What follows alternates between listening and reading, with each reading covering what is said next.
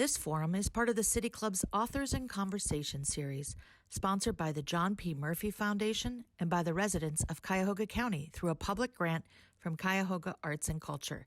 We're grateful for their generous support. Got my digital gong for a digital age here. Hello and welcome to our virtual Happy Dog Takes on the World series. I am Tony Ganser, afternoon host at Northeast Ohio's NPR station, WCPN Idea Stream. Yesterday, Myanmar's military successfully launched another coup d'etat, seizing power from a civilian government amid claims of massive voter fraud from their November election. Democratically elected leader Aung San Suu Kyi and her top officials were arrested on the day when the newly elected parliament was set to convene to endorse the election results and approve the next government. This isn't the only time we've heard the word coup in recent weeks. Some used it to describe what happened January 6th in the U.S., when supporters of former President Donald Trump violently stormed the Capitol on the day Congress met to certify Joe Biden's win in the Electoral College.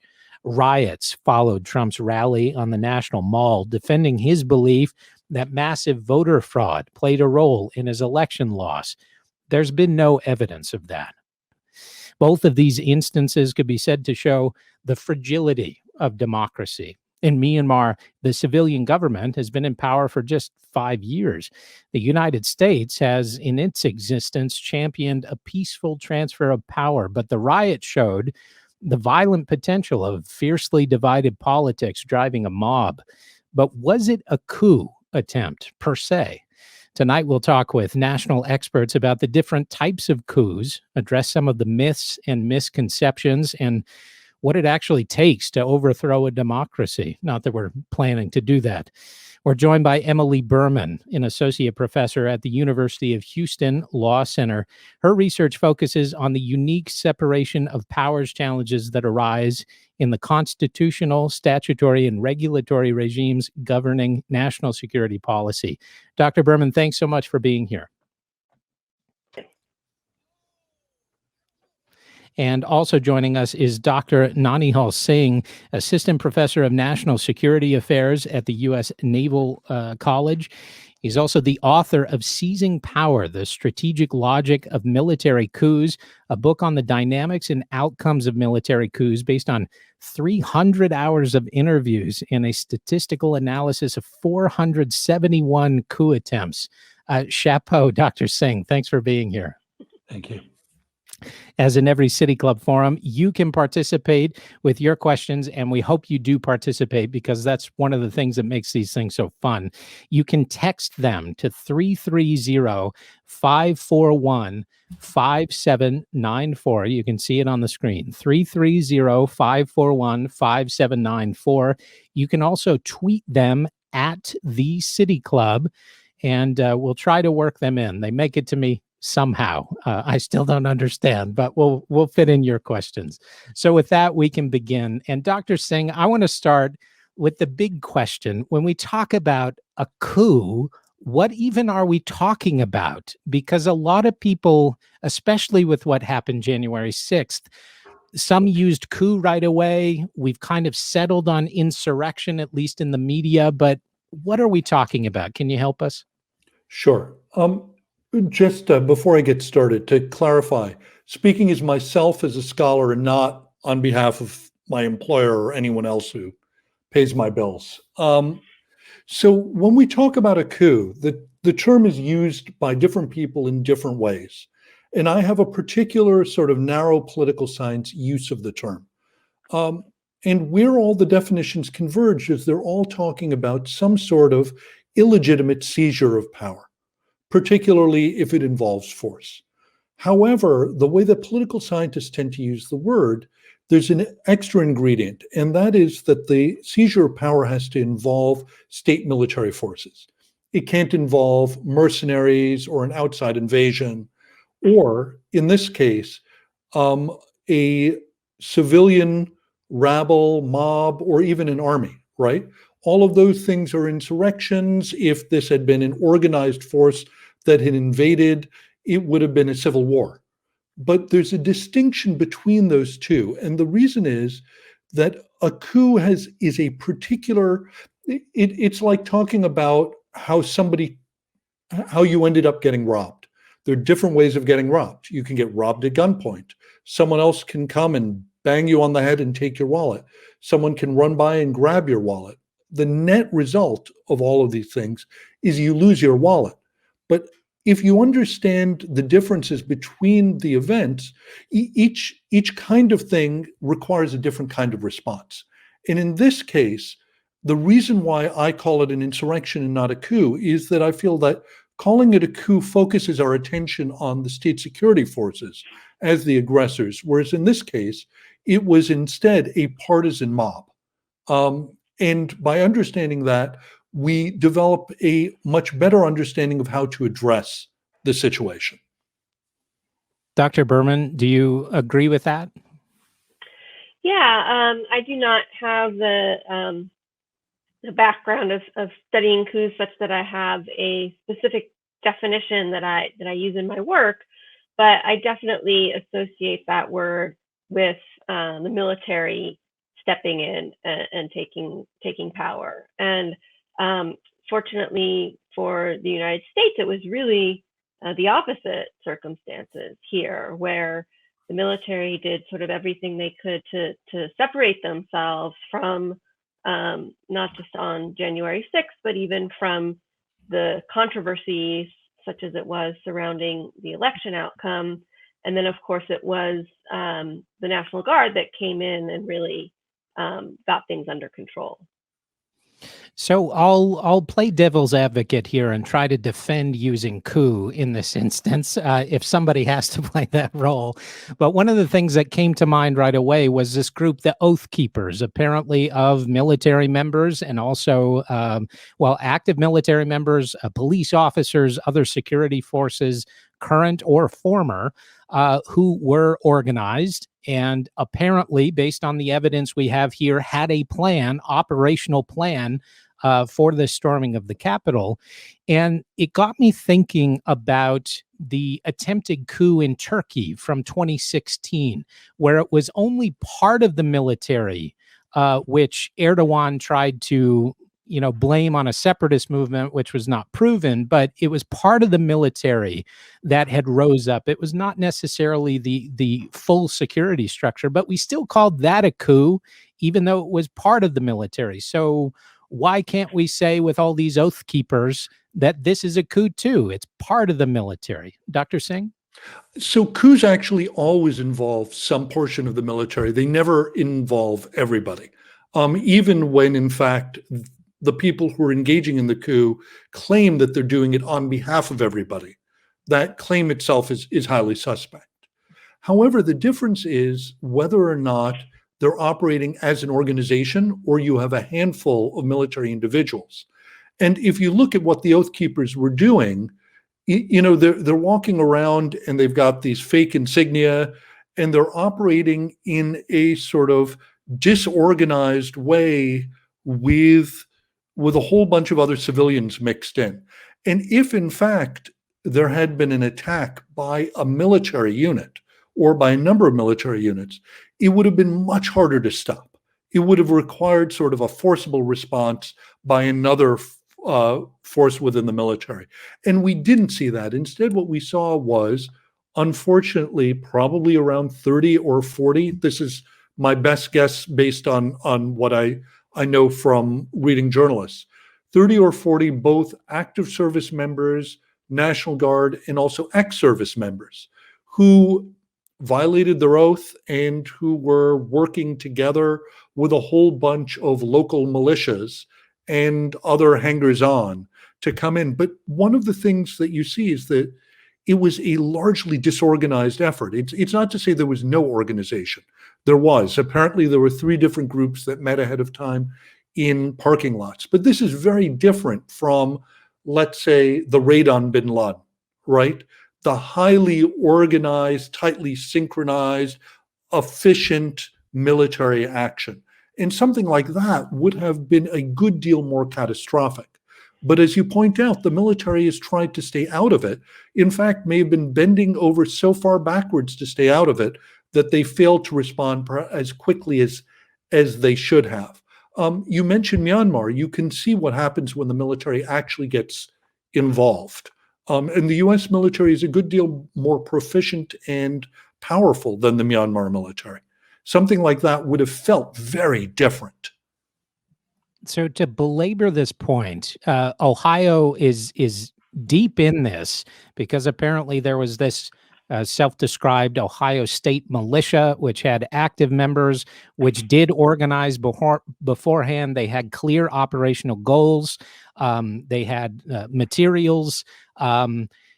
Even though that shows organization of a paramilitary nature, that still does not qualify as a coup, just to belabor the point. Because they're outside the state. There are a few soldiers who've joined into this private paramilitary. This is actually not unusual during civil wars. You have soldiers who will actually join in and support the rebels. In Sierra Leone, they were known as SOBLs. Soldiers by day, they wanted a paycheck. But at night, they would go over to the rebels and they would organize and they would assist them. This is the sort of thing that happens when you have an incipient conflict brewing in your country. And so it's not to say that it wasn't serious, but it was the Ohio militia, as opposed to the Ohio National Guard or any of the US military organizations. And the level of proficiency and organization and everything else is quite different. These are guys who are playing soldiers. Dr. Berman, when we think about the military involvement, as we've talked about, the formal military hierarchy has bent over backwards to say this is not us, but can the military even do anything without the civilian executives ordering them to? Like they couldn't just show up at the Capitol and say, okay, the army's protecting everything now, right? There does have to be due process. Certainly, there are numerous restrictions on what the U.S. military can do domestically, and there are different rules that relate to National Guard troops as opposed to active duty service members. The National Guard can be often under the control of state governors, but they can be federalized. So there are lots of different ways that various aspects of the U.S. military can get involved, but they can't simply operate as law enforcement officials. That is banned in a statute called the Posse Comitatus Act, and unless there is an insurrection sort of exception to Posse Comitatus, but even then, even if that was invoked, it would be by the civilian chain of command, not the military acting on its own. Dr. Singh, did you have something? No, I agree. Okay. Well, Dr. Berman, maybe if we go down that road a little more about insurrection, we've kind of covered the definition of coup. So maybe we set the table here on what an insurrection is and why that fits this situation in the United States better than coup. Yeah, so an insurrection, and this is not something that is defined in the U.S. Code, but an insurrection generally is viewed as an act of violence revolting against the authority of an established government. So it's it's similar to the idea of the coup, but without the military involvement. So it's really any instance of citizens or residents rising up, using violence to try to defy the authority that is currently in power. What distinguishes this from just terrorism or violent criminals? Like what specifically is an insurrection? Why can't we just dismiss this as domestic terrorism on its own? Yeah, so terrorism is an act of violence whose purpose is to sway the political officials or the public opinion. So there is sort of a political element to terrorism. At the same time, those acts are they're not actually targeted at overcoming or displacing the existing authority structure. They're simply engaging in violence in the pursuit of some political goal, whereas an insurrection is really against the legal authority that's in place, not just sort of an act of violence anywhere. So, Dr. Singh, in my introduction, I kind of juxtaposed what's happening in Myanmar with what we saw on the 6th. And I've seen that a number of times in think pieces on social media. People are quick to draw those parallels. I wonder if you would just address that juxtaposition from your academic perch. Why does it fit or not fit in your view and your expertise?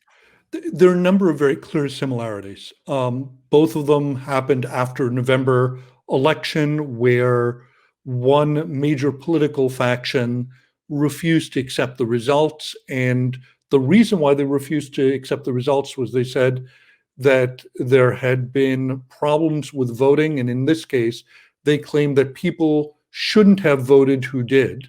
And that accusation was specifically about political minorities. So all of this sounds very eerie. However, there are sort of two differences. One of them is what happened as a result. In both cases, people attempted to interrupt the counting of the votes, but in Myanmar, it was the military that acted. And because it was the military that acted, they were very quickly able to establish complete control, grab the opposition politicians, throw them into jail, and it was over very quickly. In the case of January 6th, the rabble attacked the Capitol. You have 140 police officers get injured, but they don't actually manage to do anything more than disrupt and threaten. And I want to be careful. On the one hand, this was a highly disruptive, tragic, threatening event. If you saw Alexandria Ocasio-Cortez talking about how harrowing it was and how close she believed she came to losing her life, it was a horrific event. So it was very horrific for the people who were being targeted.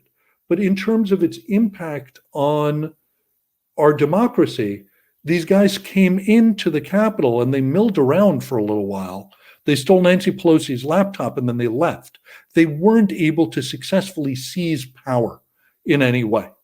And later that night, the Senate certified the vote and Biden's inauguration went through.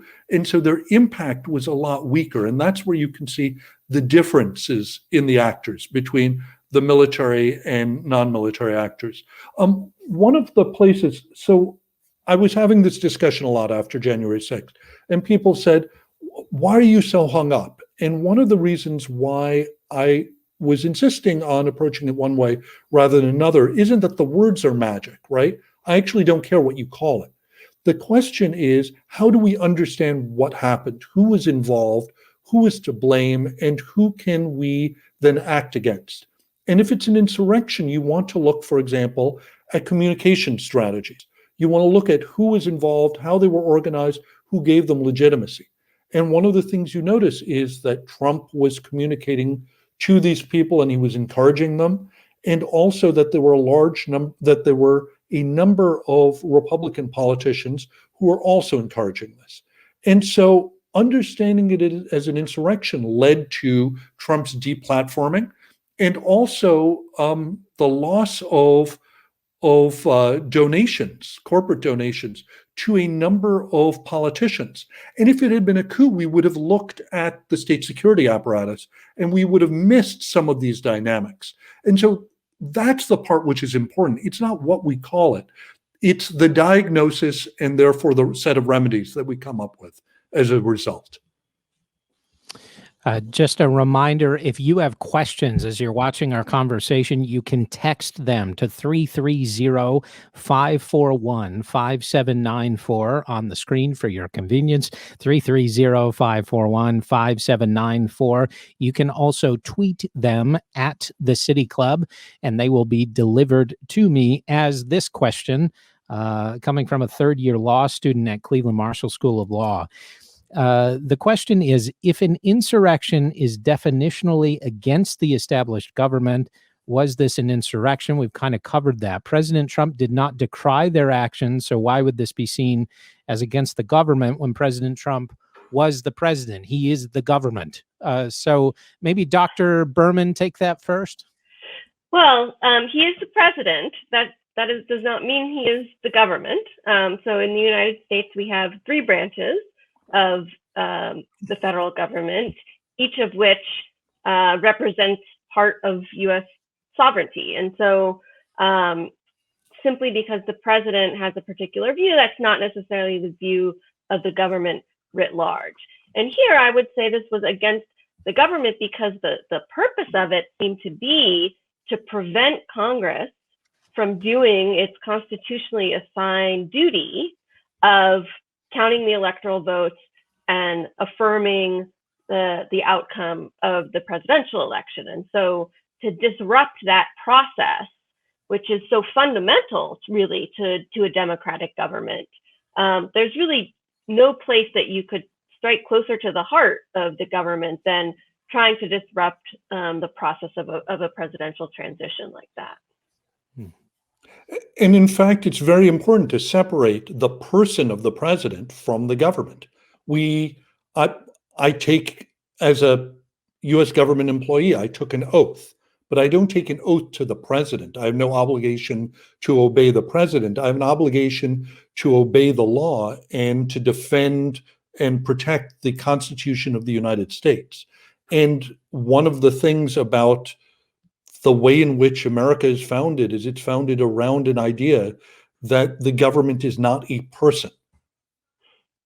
We are a government of laws, not men. How much we achieve that is a different matter. But at least in theory, the government is very different from the president. And that's exactly why presidents can lose elections and why they get removed. And then there's another president. Dr. Berman, with this being now an insurrection, as we've covered here, how does that affect how these people would be prosecuted and how our national security structure considers them? Are they just, as we talked about terrorism before, maybe that's not a perfect fit, but how does our system address these individuals doing what they did? Yeah, so it's a hard question to answer in the abstract simply because there was such a broad range of activities that went on. And so you can see if you look at the various charges that have already been brought, some people are accused of trespassing or, being in a federal building without permission to be there, that sort of thing. On the other hand, you have people now who are being accused of conspiracy. If they're able to determine who was involved in the death of the Capitol Police officer, there would almost certainly be homicide charges on the table. There's the possibility of seditious conspiracy, to engaging in sedition against the United States, and also rebellion or insurrection itself is a crime.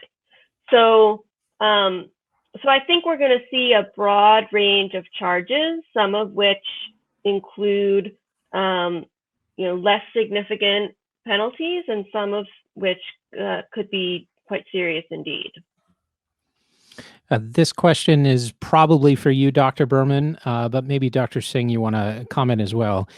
This person says, maybe the goal of the United States insurrectionists was not to stop the vote necessarily, but to recruit for their cause. How useful are actions like this as being a recruitment tool?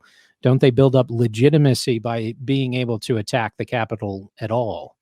Do you have any thoughts on that, Dr. Berman? Oh, I think they absolutely gained legitimacy from that action and from their success to the extent that they had it of actually having gotten into the Capitol. I think many people that were involved in it viewed it as a success. I've seen social media videos of people who were there saying, we can go home now because we won, we got in. And so when it comes to these sort of extremist, violent movements, anything like this that sort of amplifies their message, that presents them as some sort, in some potentially glorified manner, that's always going to be a boon for recruitment. Any thoughts on that, Dr. Singh? I agree with Professor Berman. One of the things this reminds me about is America's history and the period, going up through Reconstruction, where after the end of the Civil War, the Southern states went through a period of intense political violence. And we have antecedents to what the insurrectionists would like to do, which is they would like to build themselves up into some sort of threat to the state. And it's not that it can't happen in America. In fact, it has happened before in America. And over the same set of issues, which are largely ones of legitimacy and race, who has a right to be part of the polity, whose votes count. Before it was literally about whether or not African Americans could vote. And now it's much more about whether or not we're going to count those votes. But both cases, we're looking at a very deep fault line in America, which is that of racism. To go back to the idea of coup, this person asks, Dr. Singh, do you think we have to worry about a coup in the United States? Are our structures strong enough to resist even the military turning, or could the military turn? There is no country in the world which is impervious to having a coup. The whole reason is that if you empower the military to be able to act with any sort of discretion, you are allowing for the possibility that some number of them might try to exceed their roles. Now, what does that mean? It might mean, for example, that someday we see a small number of people. Some of the coup attempts that I studied were 10 people or 20 people. There were these attempts that were doomed to fail. But sometimes people are reckless and they engage in them. Now, what protects us is not so much that people can't engage in a coup. It's that if some group of people attempt to engage in a coup, the rest of the military is likely to block them. And I think that's a much surer bet. Half of all coups in the world fail. And the reason why they fail is because other military actors act to defeat them. And one of the things about the United States military is it has a very strong norm of no intervention in politics. The military wants to be outside of partisan politics. It is also a very decentralized organization. And I remember when I started studying this, having a conversation with someone who joked, and he said, which branch of the US military would commit a coup and which other branch would allow them? He said, look, if the Army did it, the Marines would stop them. And he went through every single possible actor, and he pointed out that other groups of the military would never let that part of the military actually seize power. And so both the normative, I put a good deal of stock in the fact that we have very strong norms, but also the fact that our military is such that it is unlikely that you would have a consensus or a coming together around something like overthrowing the government. I think those two things are where we're protected. This next question, maybe Dr. Berman, this person says, short-term impact of an uncoordinated rabble may not be large, but what about the normalization of support for extremist authoritarianism or terrorism to be able to advance political goals? Is this something we're going to have to deal with on a regular basis now in this country? Unfortunately, I mean, I think that's a real risk. So Dr. Singh is talking about norms. The Trump administration sort of famously dispensed with many of the norms around civility, around respect for your opponents, around honoring the outcome of a democratic election.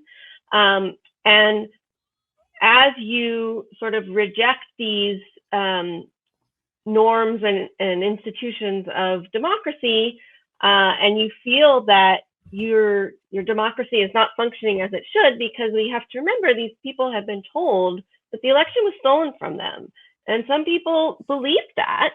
And so when you feel like the political process has excluded you or cheated you, then your recourse is to take action outside the political process. And so when people don't feel heard, don't feel like their perspective is getting the power or the response or the attention that it deserves, that tends to push people outside the political system. And I think we're at a very tenuous spot right now, because I think it's a difficult balance between recognizing that there is this sentiment within some sectors of society, that it's very deeply held and sincere and poses a significant threat of violence, as both the FBI and Department of Homeland Security recently have warned us. At the same time, simply dwelling on that then provides more oxygen for these forces by publicizing them, by giving people in leadership roles in those organizations, more airtime, essentially. And so I think we have to find a way to address the problem while still somehow sort of minimizing it, making it once again something that is simply viewed by the vast majority of Americans as beyond the pale and an unacceptable means of expressing your political views. This question's about former President Trump's, I guess, liability here. Is the fact that at least part of this rioting and storming of the Capitol was planned before January 6th, does that decrease his liability attached to this event, since the rally the day of is often being cited as inciting the emotion and the violence in this crowd? But if it was planned beforehand, does that take him out of this in some sort of legal sense? It's not clarified, but maybe Dr. Berman first. Yeah, so I think that last point you make, I think, is an important one. So there's legal liability, and then there's moral liability, right? And the two don't necessarily always go hand in hand. So on the one hand, there may not be sufficient evidence to actually accuse or prosecute President Trump for incitement to violence as it is defined in the US Code. At the same time, it's not as if he'd been silent prior to January 6th. The whole reason that people were there and the reason they were so emotional was because he'd been lying to them since before the election. The only way we can lose is if it's rigged.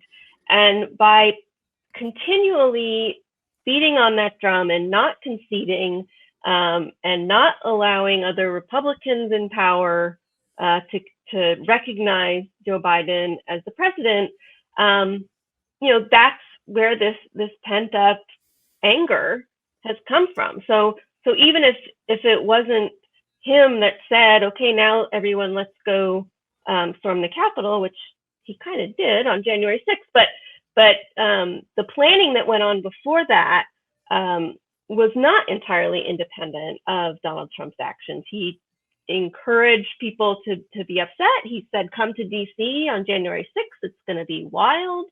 So it's really a whole pattern of behavior with him, not isolated to January 6th. We do have a number of questions coming in. I'm weaving them in. There's still room for you. We have about a half hour left with Drs. Berman and Singh.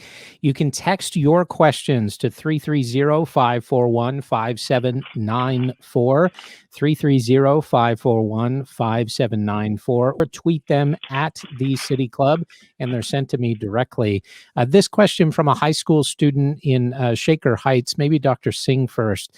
Could you comment on the delay in authorizing troops, I presume National Guard, to put down the insurrection? And how does that fit into how we consider a military role? Is inaction inaction? So that's a very interesting question, and it gets us sort of deep into the weeds.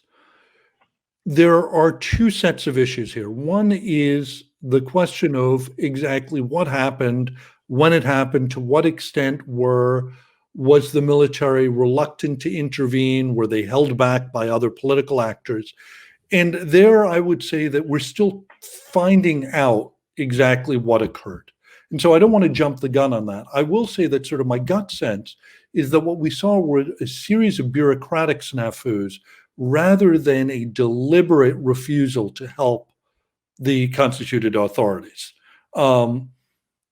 And one of the things you know when you work within the military is a very slow and ponderous organization outside of a narrow set of circumstances, particularly when they're confronted with something that they haven't thought about ahead of time.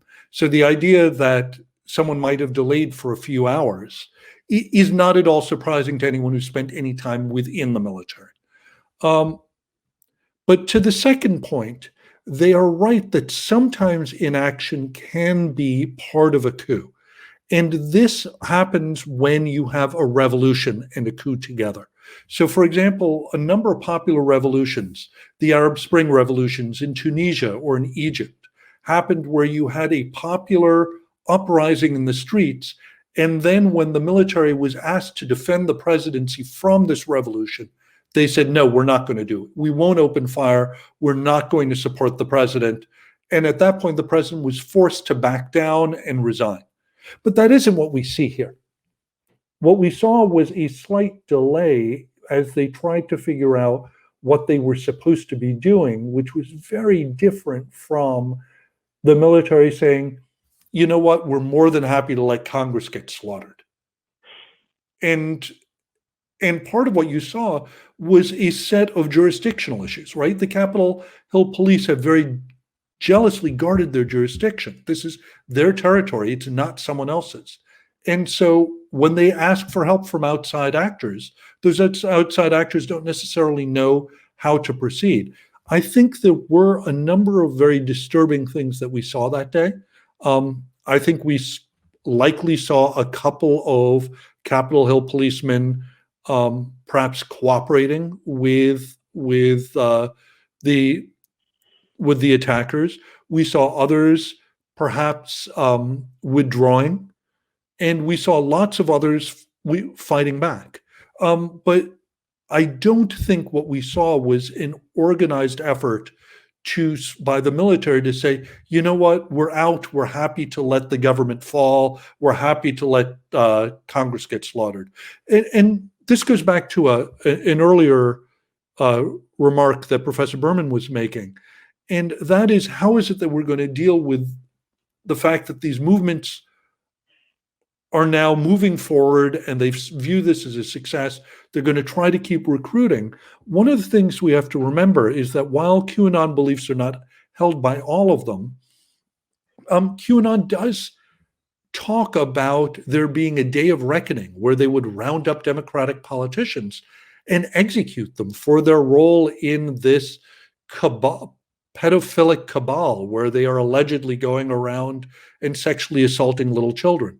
And the fact that there are groups out there that talk about doing this is something that I think we need to take very seriously. But it doesn't make it a coup. Well, you actually segue into this question fairly well. Are there instances of military coups being legitimized via popular support? Are coups ever desirable from a liberal democracy perspective? This person imagines not, but maybe a truly corrupt government versus a norm-respecting military with popular support provides a foil to our classic coup narrative. So what I would say on that is that it's not that a coup is a good thing or a bad thing. The question is what comes afterwards, right? There are a number of coups which have overthrown dictatorships and moved the country into democracy. For example, in 1972, what was called the third wave of democracy started with a coup in Portugal, which overthrew the dictator Salazar and transformed the country into democracy. And that one democratization then touched off a whole wave of democratizations that culminated in the 1989 and 1990 end of the Cold War. The overthrow of Chaucesco in Romania happened with the involvement of the military and is a coup. The overthrow of Ferdinand Marcos in 1986 in the Philippines, the People Power movement, happened because the military decided that they would side with the protesters against the president. And like I said, some of the Arab Spring revolutions involved the military. Also, other times you have military coups which don't involve popular uprisings, but which do transform a country from a dictatorship into a democracy. So this is why I think the question to ask is always, what happens next? Where is the country going to go? It's very hard for outside actors to have very much of a role in influencing whether a coup succeeds or fails, but there's a good deal more latitude for them to influence what kind of government comes next, whether in a week or a month or a year. And this is one of these things that we as liberal Democrats should pay attention to.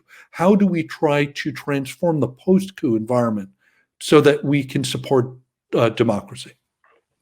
Is there any correlation that you've seen between the rise of authoritarian regimes and the potential for coups or actual coups? In fact, most authoritarian regimes are ended by coups. Now, oftentimes these are coups where someone is overthrowing an authoritarian leader and they want to take power and declare their own dictatorship. It's not that those coups are necessarily good. It's just to say that it is hard for an authoritarian regime to end. And one of the ways in which they do end, I think it's the numbers are something like 75% of all ends of authoritarian regimes happen because of coups. It doesn't happen because of popular revolts in the streets or democratic movements without the support of the military. Dictators, once they're embedded and they have military support, it's very hard to shake them loose unless you can separate them from the military. This next question, maybe Dr. Berman first. Realizing democracies are fragile and not necessarily long-lasting, are there any red flags Americans should be looking for in the short or long term? I assume in terms of testing our institutions again and what qualifies as a genuine threat to democracy or just a criminal action. Yeah, I think one of the most concerning red flags with respect to democracy in the United States is the absence of a shared set of facts. You can disagree with someone on policy, but if you can't agree on the facts, there is no bridging that divide.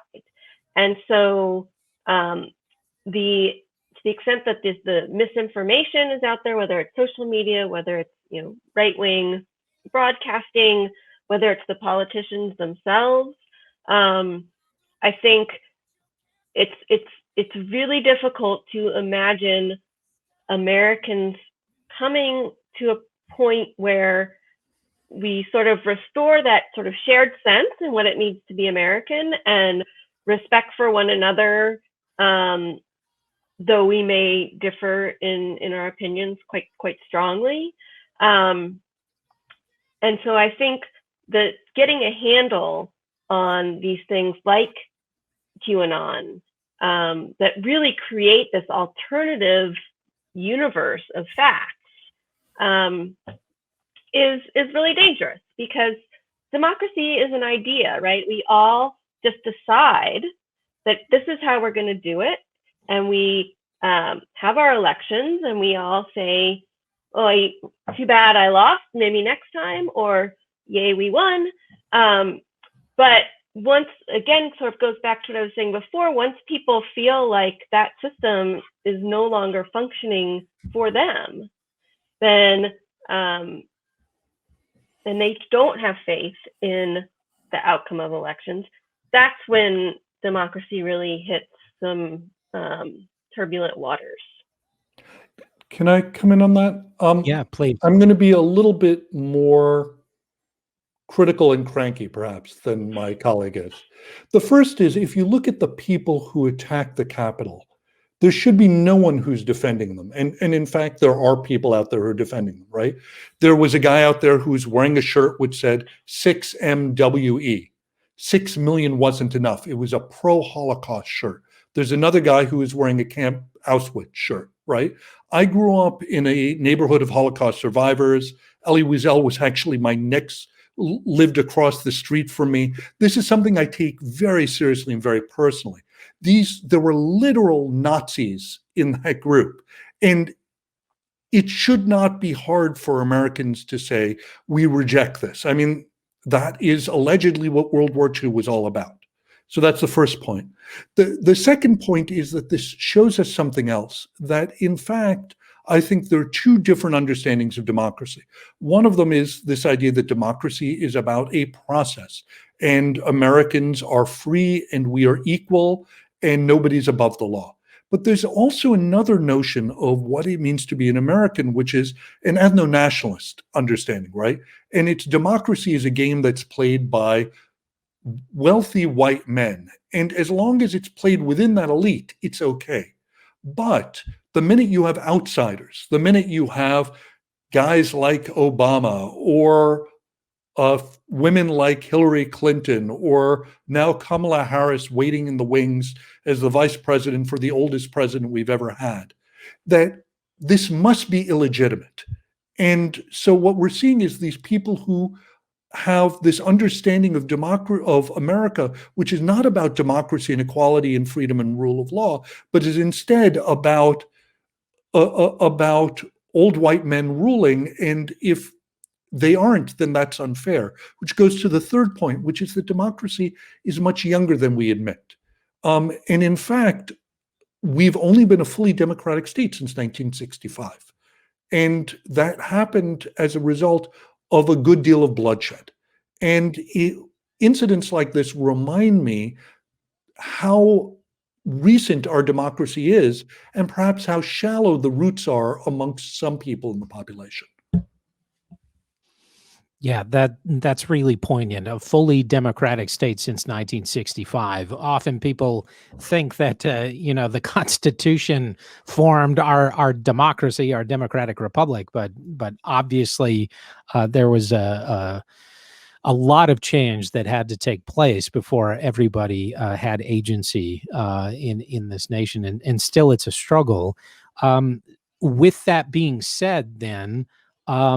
It seems like this popular movement, I don't know what we call it, because not all people who storm the Capitol are members of QAnon. Some of them have legitimate political grievance. But how does that fit into a functioning democracy? Or is that the big question that we don't know? As you said, Dr. Berman, if we're operating with two sets of facts and in two universes or multiple universes, how do we even function within a democracy anymore? Or is there always going to be a group off to the side, not within our formal institutions? If there's a question in there. Yeah, I mean, I think there will always be a group off to the side. There will always be some slice of the population that refuses to accept the legitimacy of an actual full democracy where everyone is a participant, regardless of race, color, background, gender, etc. The question is how big a slice of that population is it going to be, and whether they're going to be validated. So I think for a long time, even though those views were out there, it wasn't considered acceptable to express neo-Nazi type views, except within certain circles. Then President Obama was elected, and that started to ramp up a little more. And then President Trump was elected and seemed to really welcome that sort of sentiment. And so I think that it's always going to be out there, but it's incumbent on our leaders to reject that very explicitly and consistently whenever that sort of issue arises, and then it'll live on the fringes like it has for so long. But so long as they've got people in power who are espousing their views, defending what they've done, calling them patriots, that's not a way to sort of heal the rifts that seem to be with us. Did you have anything to add on that, Dr. Singh? Okay. Well, I will ask you this question. We've kind of had a train of thought, and I've continued on it. There was a question, Dr. Singh. Could you discuss the extent to which the U.S. has supported coups in the past, Latin America being coming to mind, but also elsewhere? What interests drove that involvement? How did it relate to America's professed interest in supporting democracy? You're muted there. If you can unmute, no problem. Thank you for flagging that. During the Cold War, the United States was not so much interested in promoting democracy as they were interested in fighting communism. And so they tried to mount a coup in Iran. They backed a coup in Chile. They backed any number of coups against communists. And so there's a long history of that. The switch over to a foreign policy which was firmly pro-democratic only happens after the end of communism. And even now, you will see high government officials, such as former Secretary of State, Secretary of Defense Robert Gates, saying they're not sure if the Arab Spring was a good idea for America, which is an argument that the United States has interests which are more powerful or more important than its commitment to democracy overseas. I think that's a deep mistake. So going forward, we're approaching the second impeachment trial of former President Trump, and I think there's going to be a lot of talk about the insurrection, and we'll see if the word coup is thrown around as well within the trial, depending on how much of a trial we actually get. But I wonder if each of you maybe would give us some final thoughts about thinking about the gravity of what happened January 6th, especially if we're going to be relitigating and hearing a lot of things, facts and alternate facts together as this trial comes next week. So Dr. Berman, maybe start, and then Dr. Singh. Yeah, so I think in some ways it'll be quite a valuable exercise in that I think the House managers will put on a very persuasive case that will be a very explicit review of what happened and the real violence that was done to the Capitol and to the people there. And so I think that is something it will be good for Americans to see and to have their attention called to those facts. I think that the likelihood that the Republicans will engage with those facts seems to be quite low. And so in some ways, I think what we're going to see is the two sides are talking past each other. So the House managers are saying Donald Trump's responsible, and the Republicans responding, and Donald Trump's defense attorneys, well, he's out of office, so you can't impeach him. And so what are we even talking about? And so I think the impeachment itself is not going to solve anything. I think it's important for various, reasons of, expressing disapproval of this kind of behavior, of establishing a record of what went on. But I don't know that it puts us in any better position to prevent this kind of thing from happening than we were in on January 5th. I think if it's successful, it may increasingly marginalize the Trumpists, and in particular the ones who are flirting with violence. I think one of the things it could do is, right now there's a huge deal of denial about what happened on January 6th. And if in fact the FBI starts throwing people into jail, and there's not just the impeachment of Donald Trump, there are 400 different trials, and there's a lot of other evidence that comes out, I think it will become increasingly hard for people who pretend that they are law and order conservatives to maintain some of their denial, particularly when a police officer was killed and another one was beaten badly, ironically enough, with a Blue Lives Matter flag, which shows you what that flag actually means. So I think part of what happens here is that we need to establish the facts of what went on and to put that into the public discourse. Look, when Nixon resigned, he still had around a third of the nation supporting him. You can continue to have people supporting Trump. What happened was that Nixon's reputation was forever tarnished. And so this is something that one political commentator refers to as the OJ option, right? This is former FBI agent Asha Rangappa. She doesn't think that Trump will, she and lots of other people don't think that Trump will actually be convicted at the end of this trial. The Senate looks like it'll hold on partisan lines.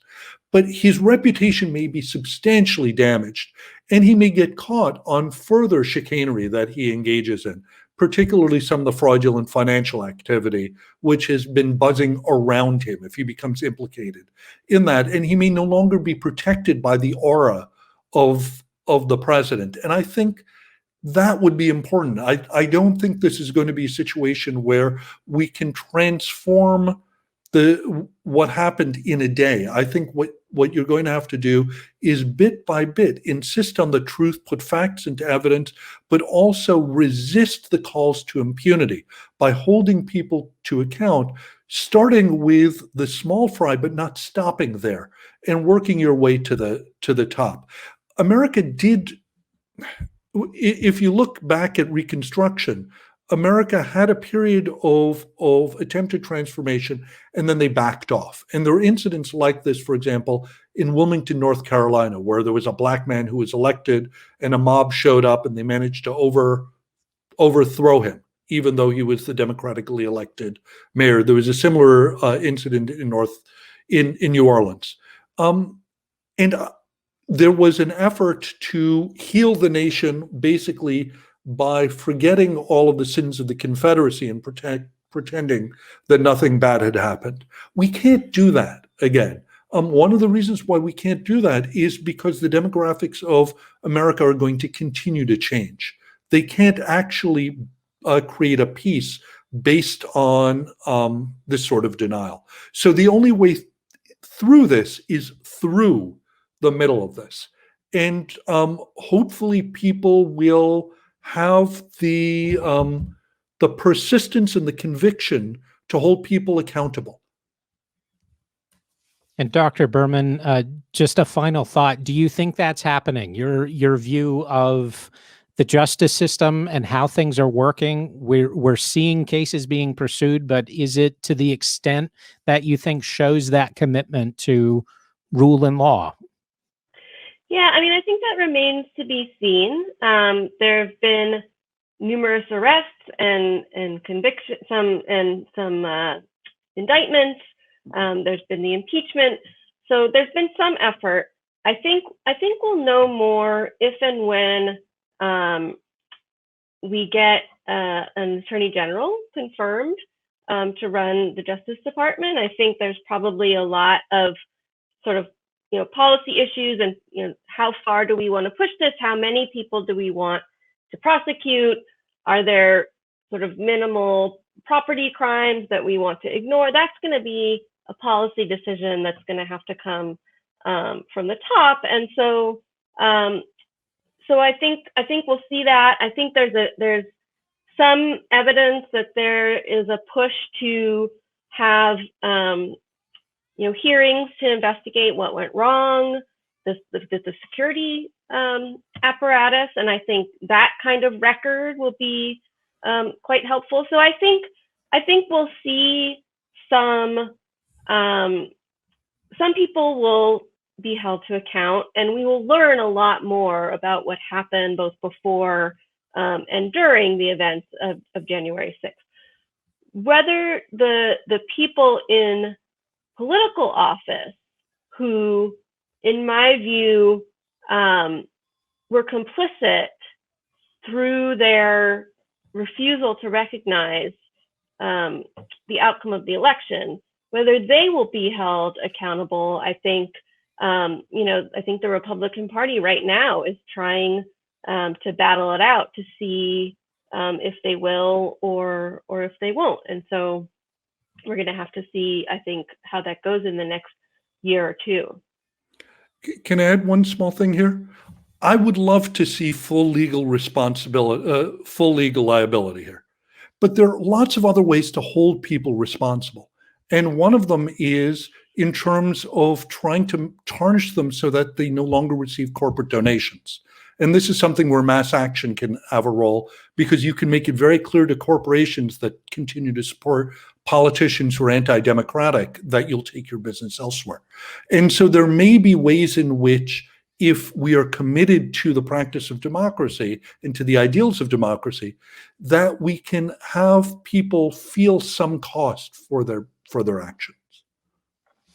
Thank you for that. And thank everybody for joining us for today's virtual Happy Dog Takes on the World forum. We've been talking about coups and the fragility of democracy with Professor Emily Berman from the University of Houston Law Center and Dr. Nanihal Singh, Assistant Professor of National Security Affairs at the U.S. Naval War College and author of Seizing Power, The Strategic Logic of Military Coups.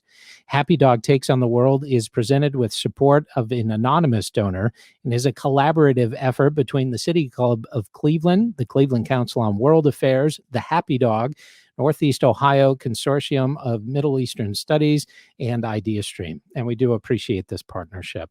Tonight's forum on National Tater Tot Day is part of our Authors in Conversation series, sponsored by the John P. Murphy Foundation, supported in part by the residents of Cuyahoga County through a public grant from Cuyahoga Arts and Culture. All City Club forums are sponsored by many generous members, sponsors, donors. You can find them all at cityclub.org, and we thank them all very much. I'm Tony Ganser. Thank you so much for joining us this evening.